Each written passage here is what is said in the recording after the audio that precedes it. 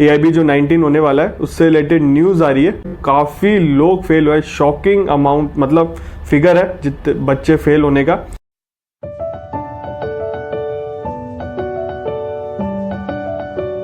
नमस्ते भाइयों, क्या हाल चाल है आप सबके और आप सबको गुड मॉर्निंग। आज ऑल इंडिया बार एग्जामिनेशन की बात कर लेते हैं। AIB जो 19 होने वाला है उससे रिलेटेड न्यूज़ आ रही है, तो इसलिए वीडियो बना रहा हूँ। इंस्टाग्राम पे क्वेश्चन भी आ रहे थे, कुछ बच्चों ने पूछा है सर कब तक हो सकता है 19 और AIB 18 में बहुत लोग फेल हुए हैं।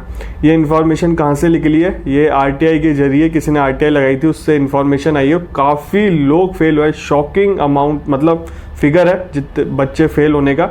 और AIB एक ओपन बुक टेस्ट होता है, हमारे टाइम तक भी ओपन बुक होता था और इतने बच्चे फेल नहीं होते थे। इस बार इतने बच्चे कैसे फेल हो गए? मतलब 51% करीब बच्चे फेल हुए हैं। मैं आपको एग्जैक्ट फिगर बता दूंगा। सबसे पहले इसकी बात कर लेते हैं न्यूज़ की। देखो ये फोटो देखो, AIB 18 result 2023 bar council of India under RTI की इन्फॉर्मेशन मिली है। इसमें लास्ट में देख सकते हो आप कितने बच्चे बैठे थे, कितने बच्चे पास हुए। 48% मतलब 48.36% लोग पास हुए हैं और फेल होने की है 51.64% लोग फेल हुए हैं। तो आप सोच सकते हो 50% से ऊपर तो लोग फेल हो गए और 50 से कम % बच्चे पास हुए हैं। और ये ओपन बुक टेस्ट होता है और इतना हार्ड पेपर नहीं आता ये जो बच्चे इसमें फेल हो रहे हैं। और आप सोच सकते हो बुक लेके जा सकते हो, बट ड्रॉबैक ये रहता है पेपर का टाइम फिक्स होता है। 100 क्वेश्चन होते हैं, जो बुक लेके जाता है ना उसका बुक में ही निकल जाता है टाइम, और जो पढ़ के गया उसको बुक ले जाने की कोई ज़रूरत नहीं है।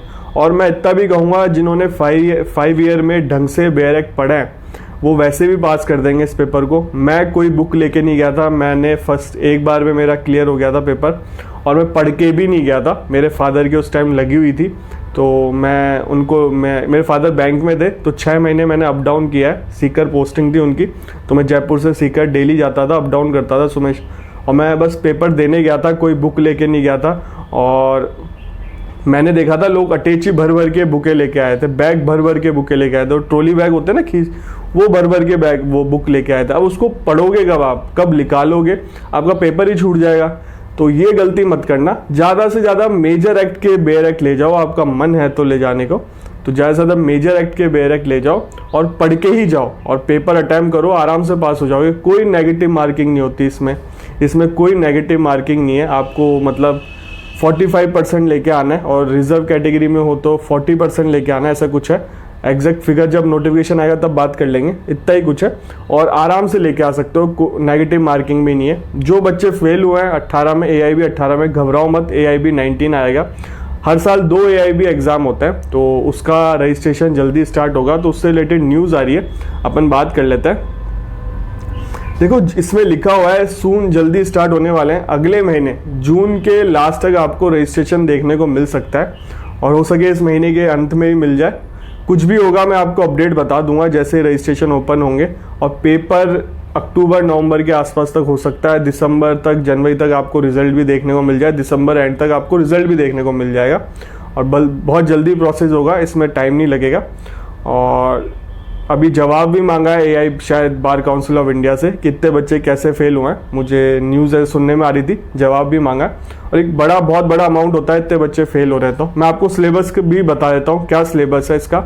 देखो कॉन्स्टिट्यूशन आता है, 10 क्वेश्चन आएंगे कॉन्स्टिट्यूशन लॉ के। आपके RJS में भी कॉन्स्टिट्यूशन आता है, JLO में भी कॉन्स्टिट्यूशन आता है। तो कॉन्स्टिट्यूशन तो वैसे ही ढंग से पढ़ लो। अगर आप 4th ईयर में हो तो आपको ढंग से पढ़ाई चालू कर देनी चाहिए, या 3rd ईयर में हो, 3 साल वाली लॉ कर रहे हो तो आपको पढ़ाई स्टार्ट कर देना चाहिए। जुडिशरी की भी, JLO का एग्ज़ाम भी होता है, APO का एग्ज़ाम भी होता है, अदर स्टेट के भी एग्ज़ाम होते हैं जुडिशरी के, लॉ के। कॉन्स्टिट्यूशन तो आता ही है, कॉन्स्टिट्यूशन को ढंग से पढ़ो। और IPC इसमें पुरानी वाली लिखी हुई है, 8 क्वेश्चन आते हैं इसमें लिखा हुआ है, बट अब आपको नई वाली IPC पढ़नी पड़ेगी क्योंकि फ्यूचर में 1 जुलाई से इम्प्लीमेंट हो जाएंगे लॉ। CRPC में 10 क्वेश्चन आते हैं, ये भी नए वाले पढ़ने पड़ेंगे आपको। CPC भी 10 क्वेश्चन आते हैं, एविडेंस एक्ट 8 क्वेश्चन आता है, नया वाला एविडेंस एक्ट पढ़ना पड़ेगा। ये arbitration act 4 question, family law 8, public interest litigation 4, administrative law. ये पब्लिक इंटरेस्ट लिटिगेशन और एडमिनिस्ट्रेटिव लॉ आप छोड़ भी सकते हो क्योंकि 3 क्वेश्चन 4 क्वेश्चन आ रहे हैं, आपको पास होना है, इसमें कोई मेरिट में आने का बेनिफिट नहीं मिलता।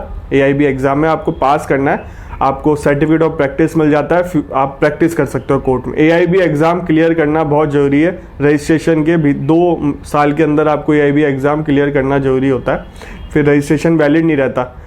तो इस चीज़ का ध्यान रखना, आप रजिस्ट्रेशन कराया उसके AIB एग्ज़ाम दो, और AIB एग्ज़ाम क्लियर करने के बाद ही आप प्रैक्टिस कर सकते हो। आपको सर्टिफिकेट मिलता है, प्रैक्टिस COP मिलता है, जो AIB 18 का COP इशू हो चुका है। मैंने उसके बारे में आपको जो चैनल से जुड़ा है उनको बता दिया था। बार काउंसिल जो स्टेट की बार काउंसिल होती है उनके पास जा चुका है, आप वहाँ से कलेक्ट कर सकते हो, उनसे हेल्पलाइन में पूछ भी सकते हो अगर आपने अभी तक कलेक्ट नहीं किया है तो। एथिक्स का भी आएगा, misconduct under bar council rules भी आता है, कंपनी लॉ भी आता है, और इन्वायरमेंट लॉ भी आता है, साइबर लॉ भी आता है, लेबर इंडस्ट्री लॉ भी आता है, law of tort, motor vehicle act, consumer protection law, relative taxation law, contract specific relief, property law, negotiable instrument, land acquisition act, intellectual property law. इसमें से अधिकतर लॉ RJS में आता है, जैसे इंटेलेक्चुअल प्रॉपर्टी लॉ नहीं आता, लैंड एक्विजिशन एक्ट नहीं आता RJS में, साइबर लॉ, इन्वायरमेंट लॉ नहीं आता, लॉ ऑफ टॉर्ट भी नहीं आता, मोटर व्हीकल भी नहीं आता, कंज्यूमर प्रोटेक्शन भी नहीं आता, लॉ ऑफ टैक्सेशन भी नहीं आता, लॉ ऑफ कॉन्ट्रैक्ट आता है, स्पेसिफिक रिलीफ आता है, प्रॉपर्टी लॉ भी नहीं आता, नेगोशिएबल इंस्ट्रूमेंट आता है, और कॉन्स्टिट्यूशन भी आता है, IPC भी आती है, CRPC भी, CPC भी, एविडेंस एक्ट भी आता है, आर्बिट्रेशन एक्ट नहीं आता, फैमिली लॉ भी नहीं आता, पब्लिक इंटरेस्ट लिटिगेशन भी नहीं आता, एडमिनिस्ट्रेटिव लॉ भी नहीं आता, ये मिसकंडक्ट वाला भी नहीं आता, कंपनी लॉ भी नहीं आता है। मतलब 50% लॉ RJS में भी आता है, और अदर स्टेट की जुडिशरी एग्जाम में काफ़ी लॉ आप देखने को मिलेंगे आपको।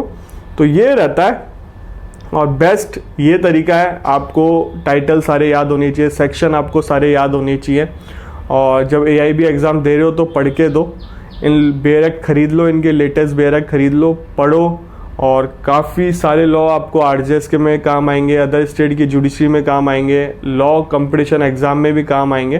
तो ट्राई करो, ढंग से ही पढ़ो, फ्यूचर में आपको बेनिफिट ही मिलेगा। और AIB एग्ज़ाम देना ज़रूरी है। बहुत बच्चे ऐसे होते हैं जो रजिस्ट्रेशन नहीं करवाते, पास आउट हो गए हैं, 5 ईयर लॉ कर लिए, 3 ईयर लॉ कर लिए, बट अभी तक रजिस्ट्रेशन नहीं कराया, पैसे ज़्यादा हैं रजिस्ट्रेशन के, फीस ज़्यादा लग रही है, सर बाद में करवा लेंगे। इसके बहुत बेनिफिट होता है, आप जिस दिन रजिस्ट्रेशन करवाते हो उस दिन से आपको एक्सपीरियंस काउंट होता है। एक्सपीरियंस, बहुत सारे ऐसे एग्ज़ाम आता है IBPS में, बैंक में, जिसमें साल भर 2 साल का एक्सपीरियंस मांगते हैं। पहले APO में भी 2 साल का एक्सपीरियंस मांगते हैं राजस्थान में, बट इस बार से हटा दिया, और फॉर्म भी भर गए। APO के चैनल से जुड़े होगे तो आपको पता होगा 181 वैकेंसी आई है APO की, और जनवरी में, अगले साल 2025 में जनवरी में पेपर होगा उसका प्री, फिर मेंस होगा, इंटरव्यू नहीं है, रूल्स अमेंड हो गए।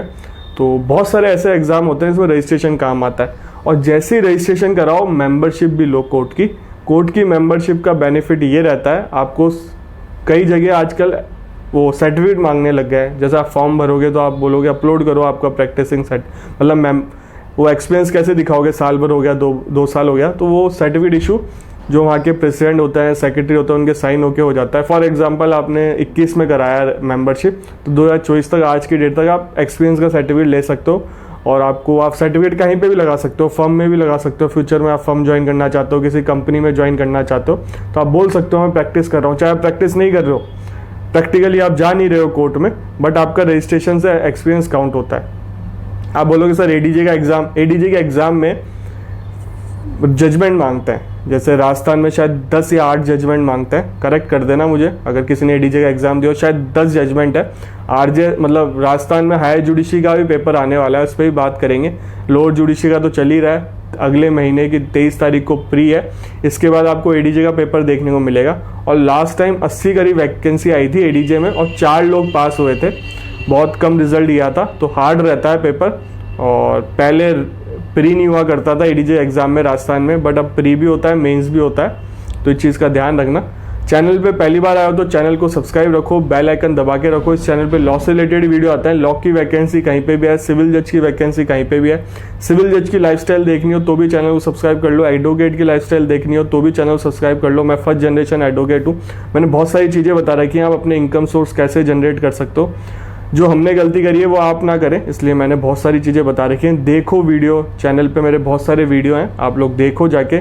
इंस्टाग्राम ID आ रही है, फॉलो कर सकते हो। कोई डाउट हो, क्वेश्चन हो, मुझे मैसेज कर सकते हो। हाय लो मत लिखना, अपना क्वेश्चन लिख देना, मुझे जैसे समय मिलेगा मैं रिप्लाई कर दूंगा। आपसे मिलेंगे अगले वीडियो में।